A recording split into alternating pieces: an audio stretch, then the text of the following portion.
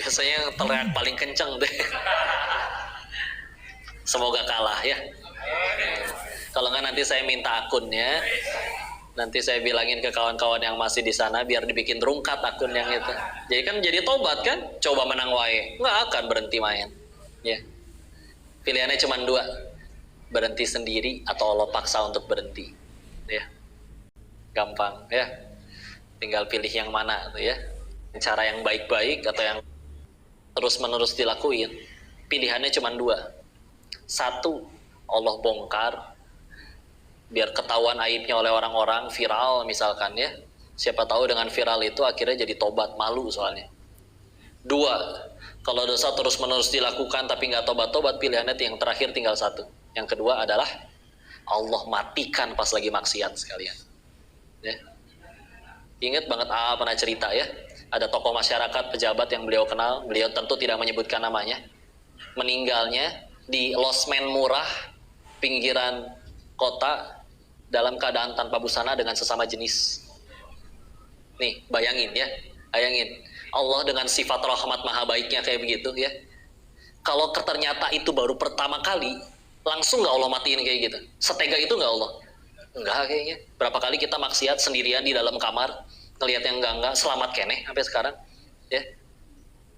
Tapi kalau udah terus menerus kayak gitu nggak berhenti juga, ya itu mungkin harus jadi pelajaran bagi orang-orang ya. Karena berhenti sekarang atau Allah paksa untuk berhenti ya. Nggak berhenti juga kita yang selamat, nggak berhenti kita yang hancur. Allah mah nggak rugi, satu dunia maksiat Allah nggak rugi ya. Dan itu baru perkara satu aib ya. Ada satu surat di juz 28, surat ke-64, namanya At-Taghabun, 18 ayat. Ayat 9-nya, yauma yajma'ukum liyaumil jam'i dzalika yaumut taghabun. Salah satu arti dari yaumut taghabun itu adalah hari ditampakkan segala dosa. Nih. Suka ada yang nonton ini nggak? Di TV teh suka ada acara 86 yang polisi teh ngegerebek-ngerebekin itu ya. Kadang penginapan remang-remang ya. Pernah salah satu episode yang kami lihat, ada yang tidak bisa membuktikan sepasang laki-laki dan istri ini tidak bisa membuktikan mereka suami istri ya. Tapi ternyata mohon maaf, ternyata bukan pelacuran, tapi memang mau sama mau aja. Maka ya sudah diproses, dibawa ke kantor nggak mau, ya udah dibawa pulang. Di mana rumahnya? Biar kami bilang ke orang tuanya. Ketika pengen disampaikan ke orang tuanya, itu yang perempuan mulai nangis, ngecerit, ngeguling-guling gitu. Koko Sodan mohon kepada polisinya, jangan Pak, jangan sampai ibu saya tahu. Itu tinggal bertiga sama ibunya, sama joken, nah janda, ya. Istilah apa pula tuh jokernya ya, janda. Tapi lihat ya, aib terbuka ingin disampaikan kedua orang aja bisa segitu nangisnya ngejerit-jerit supaya nggak pengen ketahuan. Itu baru pengen kedua orang, belum ke seluruh makhluk dan belum hukumannya atau bukan maksiatnya.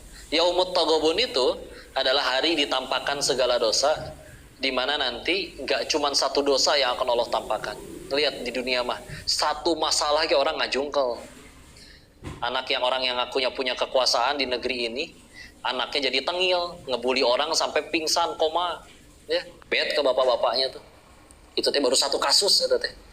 Di hari itu ditampakkan segala dosa. Nih yang sedang berbicara ini pun kalau tidak bertobat, setiap perbuatannya akan ditampakkan di hadapan seluruh makhluk, di hadapan orang yang katanya kagum kepadanya. Nih kelakuannya pas lagi sendirian, dikasih lihat tuh sama Allah ya. Lalu kalau misalkan ya Allah, itu orang manusia baru pengen ditampakkan kesalahannya kedua orang lain aja sampai segitunya, apalagi nanti di hari itu. Dan gak cuma satu dosa yang ditampakkan. Mataklah, udahlah, takut aja sama Allah. Selama ini ngejar yang disuka juga gak bahagia juga. Sok jadi manfaat ya, tunjukkan pakai ilmu, takwa, prestasi, jadi hebat. Allah yang muliakan nanti beneran ya. Ilmu banyak kok, gimana ngapalinnya ya, Allah yang bikin hafal nanti. Surat Al-Baqarah ayat 282 atau ayat paling panjang belah kiri tentang hutang piutang, tapi Allah tutup dengan nasihat, wattaqullah wa yu'allimukumullah. Kamu bertakwalah kepada Allah, nanti Allah yang mengajari kamu. Kalau udah Allah yang ngajarin, gimana bisa lupa ya. Tapi yuk tingkatin takwa ya. Udah mulai 5 waktu kok, mulai duha udah gak pernah bolong, mulai tahajud Udah nggak pernah bolong semuanya, mulai apalagi baca Qurannya ditambah, tadinya sehari selembar jadi setengah juz. Bismillah, terus istiqomah dijaga, nanti Allah yang muliakan. Ya. Sok mangga segitu dulu lah. Allahu a'lam bishawab. Dikembalikan dulu kepada mana Teteh MC. Kalau ada yang ingin didiskusikan, ditanyakan, tafadhol atau dikoreksi, barangkali saya ada salah menyampaikan. Izin sebagian tadi yang dibahas, bahasannya ada di buku ini, Untuk Jiwa yang Tenang. Itu di depan ada teman-teman stand dari Gramedia. Silakan kalau misalkan, mudah-mudahan dengan wasilah buku ini, Allah turunkan ketenangannya. Jadi nggak panik. Ya, jadi tenang ya, Masya Allah. Total mahasiswa ada berapa di sini? 1.200. Berarti ini belum semuanya ya, baru sedikit ya.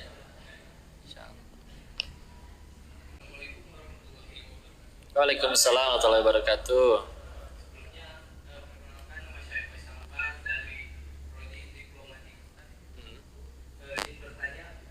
Tafadhol. Bagaimana kita keluar dari zona kecanduan Facebook atau judi online? Terima kasih. Baik. Mungkin di sini. Terima kasih. Assalamualaikum warahmatullahi wabarakatuh.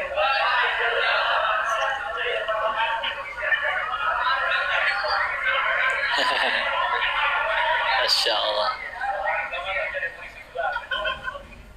Masya Allah.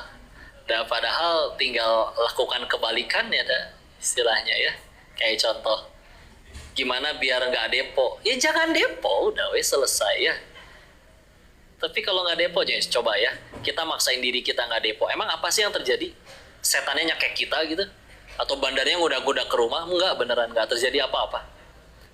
Jadi kan duelnya sebetulnya antara diri sendiri dengan hawa nafsunya. Maka ya udahlah, kita bicara pakai akal ya.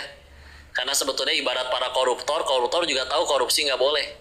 Jadi nggak usah dipertegas, itu haram, itu neraka. Nggak usah pakai cara itu. Yuk, pikirin baik-baik aja ya. Kalian pengen menang ceritanya nih. Sama si bandar G pengen menang. Ya. Belah mana masuk akalnya, tolong pikirkan ini ya.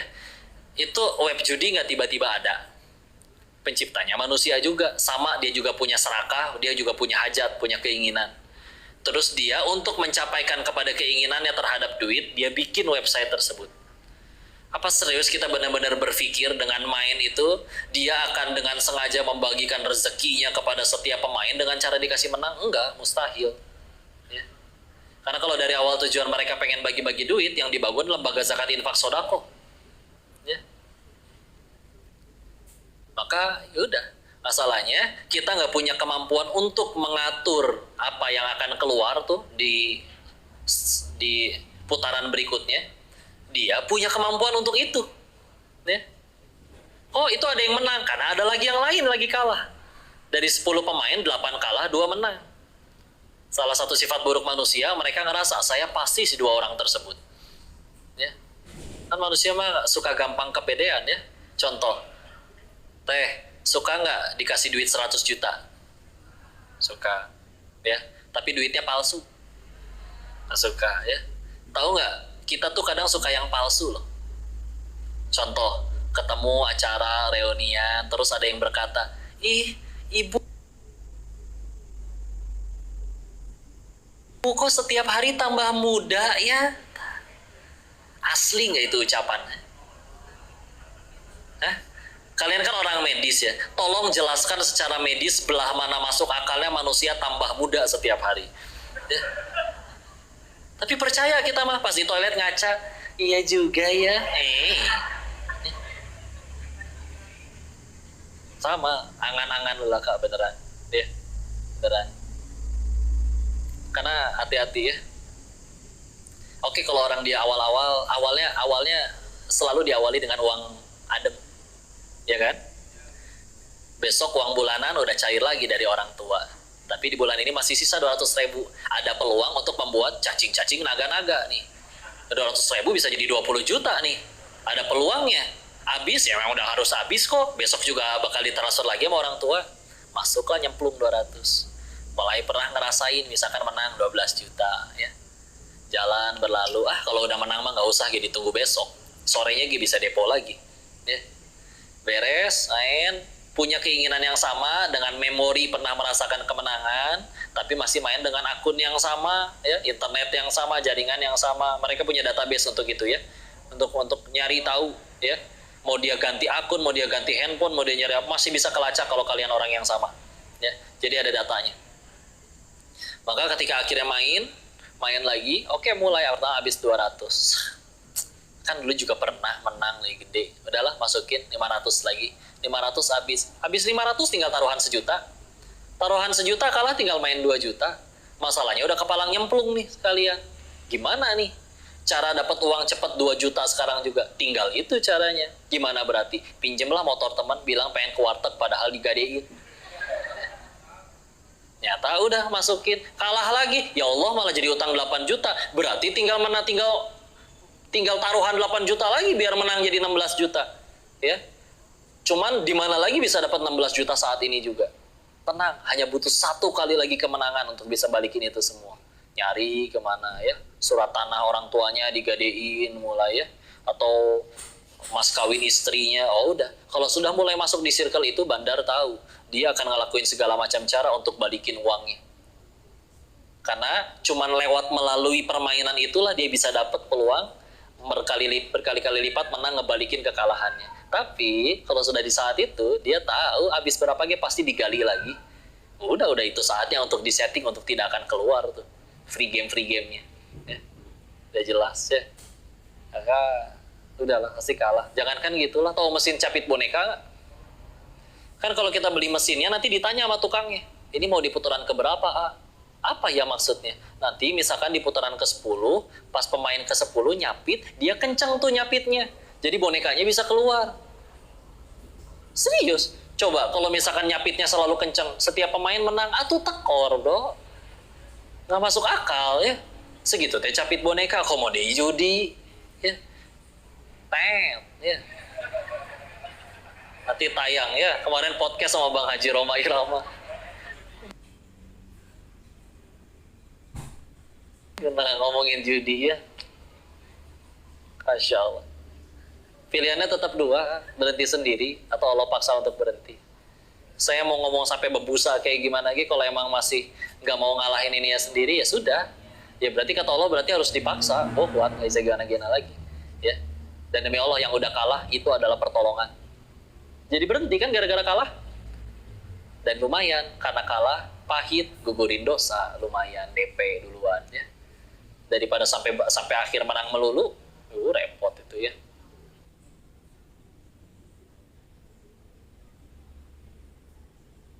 Dibalasnya semua di alam setelah kematian, oh lebih repot.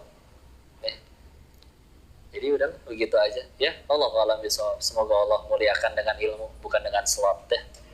Insyaallah. Sudah cukup? Ada lagi? Oke, Masya Allah, luar biasa saja. Pak Faisal, tobat ya. Nah, entar dulu kan. Itu doainnya tulus banget loh. Hah? Udahlah, halalkan atau tinggalkan. Masya Allah. Ada lagi yang ingin bertanya? 3 pertanyaan mungkin ya Pak Ustaz. Iya, sok enggak. Oh, itu udah dipegang mic-nya. Nah. Waalaikumsalam warahmatullahi wabarakatuh. Sebelumnya saya Febrio dari Majelis Taklim Optometri.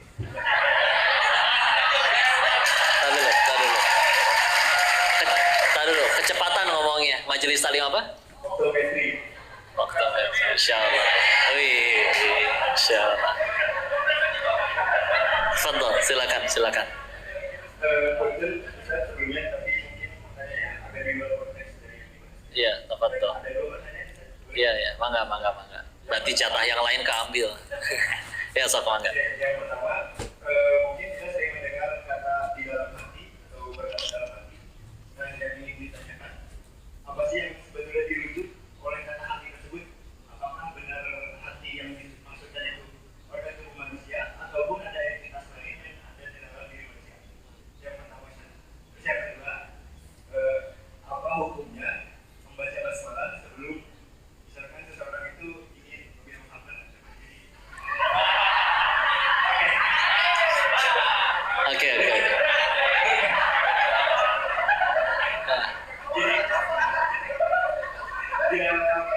dalam diri punya pemikiran bahwa setiap apa yang dilakukan dia baca basmalah dengan keinginan yang kuat, dengan basmalah itu dia bisa bertobat. Apa hukumnya Ustaz? Terima kasih sebelumnya. Assalamualaikum warahmatullahi wabarakatuh. Assalamualaikum warahmatullahi wabarakatuh. Masya Allah. Jadi tadi yang pertama dulu ya, terkait apa tadi? Kalau ke hati ya. Oh, dulu waktu ngaji, hati kalau dalam bahasa Arab secara lugawi ya, secara lugawi kolbun ya. Bukan mobil kolbun ya yang biasa ditanya orang. Nah, kolbun tuh. Nah, mobil kolbun ini pakai kof, lam, ba ya. Nah, itu kolbun. Kalau secara bahasa, secara lugawi ini akar katanya berasal juga satu akar kata dengan kata kulub yang berarti bolak-balik. Makanya emang hati itu memang bisa berbolak-balik, kadang pengen taat, kadang pengen maksiat secara bahasa. Kalau secara kaidah ilmu syariahnya, maka kata Nabi, di dalam tubuh manusia ada segumpal daging yang kalau itu baik jadi baik seluruhnya, atau kalau misalkan itu buruk seluruhnya. Wahyal qalb, dan itu adalah qalbu, ya. Jadi kalbu yang di situ lebih ke hati. Nah, nanti ketika disebutkan secara medis, ada yang menyebutkan hati itu malah menjadi jantung. Ada kalau di bahasa Indonesia nanti beda, hati itu lever, ya. Lever. Makanya kalau di bahasa Inggris kan beda ya. Kalau yang hati yang dimaksud itu lever, kalau jantung heart baru ya. Ya, tapi itu hanya perbedaan jelasan. Tapi kalau dalam kaidah ilmu syar'i ya, maka tadi ya, itu sesuatu yang disebut Nabi, kalau itunya sudah baik, maka jadi baik semuanya. Walaupun itu ternyata bukan merujuk kepada fisiknya, ya tadi entah levernya, lever saya baik kok, saya sering makan omega 3, bukan gitu ya. Maka tadi ya, dan itu menentukan, karena bolak-balik, maka itu menentukan gimana cara kita mesti berupaya istiqomah agar supaya seluruhnya jadi baik. Karena kalau itu jadi baik, semuanya jadi baik. Itu dalam ilmu agama yang saya tahu. Terus kalau misalkan tadi pengen berbuat sesuatu yang Allah nggak suka, terus ucap basmalah, ya gimana tuh ya? Kontradiksi. Biasanya kalau dicobain istilah nanti jadi kalah. Waktu saya di Thailand, saya udah kenal Islam sebetulnya. Jadi sudah mulai ngebiasain sholat meskipun bacaan masih balelo, tapi memang beres sholat perginya ke kasino. Karena memang kerjanya di kasino, ya. Dan memang kalau main jadi lebih sering kalahnya daripada mainnya. Kalau main, karena emang udah tahu sih aslinya. Ini cuma buat iseng-iseng nemenin teman pada makan, ya ada uang receh masukin. Paling main, paling banter juga 6 jutaan doang sekali ngebet. Jadi nggak terlalu ini. Karena tahu hari itu dapat ya pemain yang pada kalah lebih banyak lagi. Ya. Jadi ya jelas ya, kan amalan agar bisa diterima itu syaratnya 2. Niatnya benar, caranya benar. Gimana niat benar lillahi ta'ala agar Allah ridho, bukan untuk dipuji makhluk dan lain-lain. 2, caranya benar, ngikutin yang dicontohin Rasul. Bahkan jangankan kayak gitu ya, aku pengen berniat menambah kedekatanku kepada Allah. Gimana caranya? Makanya tadi aku sholat subuh 6 rakaat kok. Ya tapi nggak bisa ya. Karena meskipun niatnya benar, caranya salah. Ya. Jadi ya kontradiktif ya. Apalagi kalau dari awal niatnya itu untuk mempermainkan agama, ya tambah besar lagi dosanya. Tapi kalau memang ya udah kebiasaan, ya mudah-mudahan bismillah ya, dengan adanya iman dalam hati, terus udahannya habis baca bismillah kalah, jadi jangan main lagi tanpa baca basmalah, ya tambah nyemplung. Ya tapi ya udah berhenti aja. Karena tadi nanggung kalau di tengah-tengah teh nggak akan enak. Ya. Pengen maksiat, tahu ganjarannya, ilmunya, ini hukumnya apa, hukum ganjarannya seperti apa, jadi malah stres sendiri. Tapi giliran akhirnya taat, juga bingung, masih rindu dengan kemaksiatannya. Jadi nggak akan enak kalau STMJ ya, di tengah-tengah teh sholat terus maksiat jalan. Ya. Maka ya udah, kalau mau kafah seluruhnya. Ya. Kalau nggak nanti capek, nggak ada enak-enaknya, galau terus. Ya. Udahlah, ucapkan untuk yang jadi kebaikan, niatnya baik, caranya benar. Allahu a'lam bishawab. Cukup? Ada lagi? Luar biasa sekali jawabannya sangat memuaskan. Selanjutnya sisa 1 pertanyaan lagi, boleh dari yang lain. Assalamualaikum warahmatullahi wabarakatuh.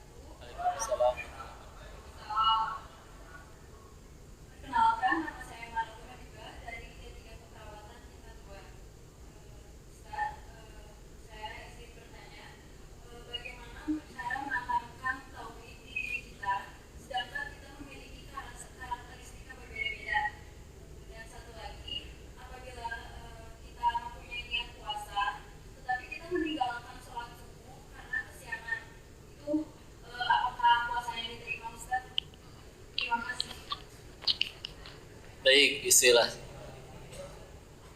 Gimana tadi bicara yang pertama, gimana caranya menanamkan tauhid? Nanti Allah yang ngajarin ya, dengan pelajaran kehidupan. Beneran. Ya. Sama dulu kita awalnya saya nggak ngerti, nggak percaya dengan yang gitu-gitu ya. Masih kadang suka bacain zodiak dan apa macam-macam. Ya. Percaya mitos, percaya tahayul. Tapi akhirnya ya terbukti sendiri sih. Ketika makin bertambahnya ilmu, makanya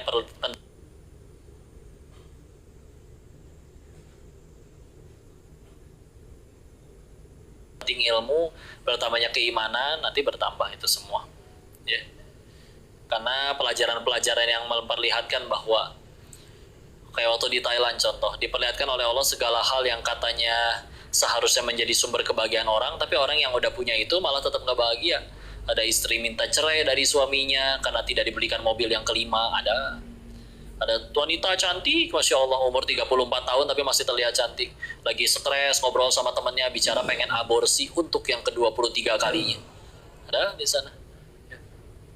Kan gak mungkin dong zinahnya cuma 23 kali, emang stok cara apa pasangannya. Maka ya kata orang dia ya tadi dia punya kecantikan atau harta atau apa, semua hal yang kata orang suka tapi ternyata tidak bisa ngasih bahagia juga. Makanya tadi dikasih renungan, yuk selama ini kita ngejar yang kita suka sama ngejar yang Allah suka, lebih banyak ngejar yang kita suka belum bahagia juga. Orang-orang yang udah pada ngejar yang Allah suka enggak tuh. Orang kalau udah benar-benar soleh kayak nggak pernah ngambek, nggak pernah ngeluh, nggak pernah jenuh, nggak pernah kecewa, nggak pernah menderita, ya. Bukan berarti masalahnya hilang, ada masalahnya. Tapi ya bahagianya udah berubah, bukan dari apa yang aku suka, tapi apa yang Allah suka. Dijahatin orang, nggak rugi. Ada dia yang zolim, masa dia yang zolim saya yang dihukum? Dia zolim, pahalanya ditransfer. Dia pahalanya habis, dosa kita diangkut sama dia. Tapi kan dia tetap udah zolim. Kan saya tahu saya bakal mati. Dan cita-cita tapi ke surga. Nabi Adam aja diusir dari surga gara-gara satu dosa. Apa saya yang pengen ke surga dosanya cuma satu? Enggak. Tapi cita-citanya ke surga, sholat segitu-gitunya. Sering lupa rokaat wae. Istighfar jarang, sedekah apa lagi. Tapi pengen ke surga, gimana tuh caranya? Tahu-tahu ditolong oleh Allah, ada yang gugurin dosa.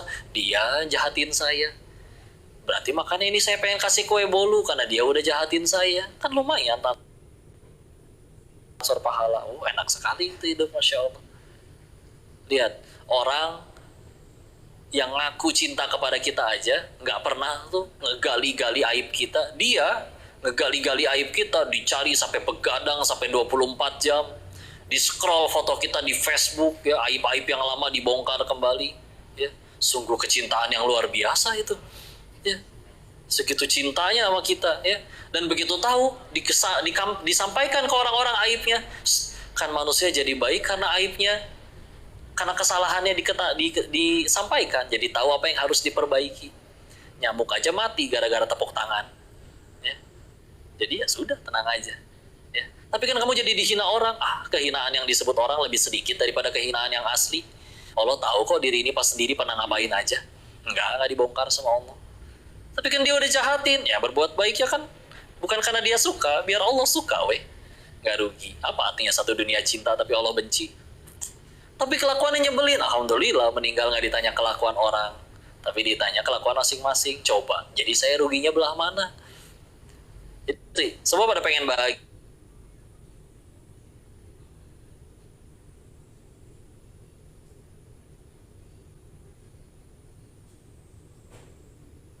Karena bahagia kita masih pada apa yang kita suka. Padahal kata siapa yang kita suka itu baik buat kita. Satu, terlalu cinta sama dunianya. Dua, mungkin kita belum pengen surga. Padahal jahatnya orang bisa jadi jalan kita ke surga. Diselingkuhin, ya. Meskipun secara manusiawi sakit, tapi kalau gara-gara diselingkuhin tambah takwa sama Allah, bisa jadi wanita ini lebih terjamin surganya daripada yang suaminya tidak selingkuh. Ya. Walaupun bukan berarti yang nggak selingkuh suaminya disuruh selingkuh. Selingkuh atau gitu. Ya bukan gitu juga ya. Tapi nggak rugi, beneran. Nanti Allah yang ngajarin. Sisanya kalau pengen ada upaya kita, ya ngaji. Ada kitab tauhid, ada. Belajar kitab-kitab belajar tentang ketauhidan, Ihya Ulumuddin Imam Ghazali, kitab Al-Hikamnya Syekh Ibnu Athaillah As-Sakandari, ya. Dengerin kajian tauhid. Kalau pengen yang paling ringan, dekat Geger Kalong, Agim, tauhid semua isinya. Ya, meskipun kadang contoh-contohnya ya yang sederhana, ya kadang dari yang sederhana itu yang kita belajar. Nanti Allah yang ngajarin. Yang kedua tadi apa tadi? Oh, puasa, terus subuhnya kesiangan, ya. Masalah apakah diterima atau tidak suatu amalan, manusia hanya bisa ngelihat dari sudut pandang ilmu syar'inya, ya. Tapi masalah diterima atau tidak itu ada hak kuasanya Allah. Kalau semuanya bisa ditentukan dengan rumus baku yang pasti, ya, maka apa kabar dengan pelacur yang memberi minum seekor anjing, diampuni dosanya oleh Allah, ya. Makanya tugas kita mah terus saja menyempurnakan. Gimana kok ini kesiangan jadinya sholat subuhnya? Ya bangun kodok, udah bayar hutangnya. Tapi jangan dikodok tiap hari, ya. Jangan telat tiap hari, ya.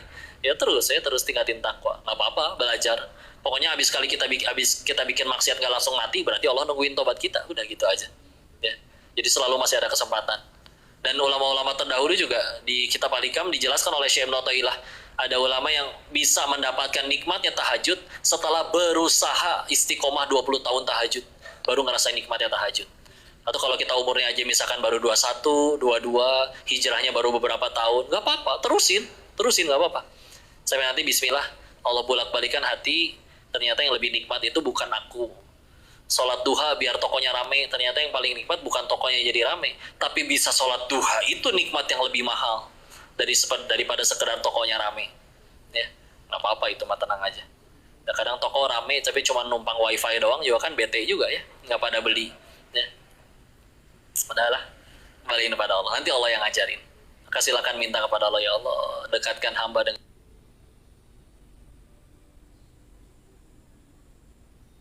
para guru, ilmu yang bermanfaat, yang membuat hamba tambah diridhoi olehmu, nanti bisa ada jalannya. Ya.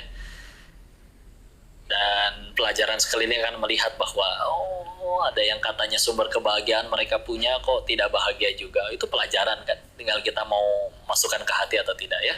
Wallahu a'lam bishawab. Mudah-mudahan bisa menjawab pertanyaannya. Cukup?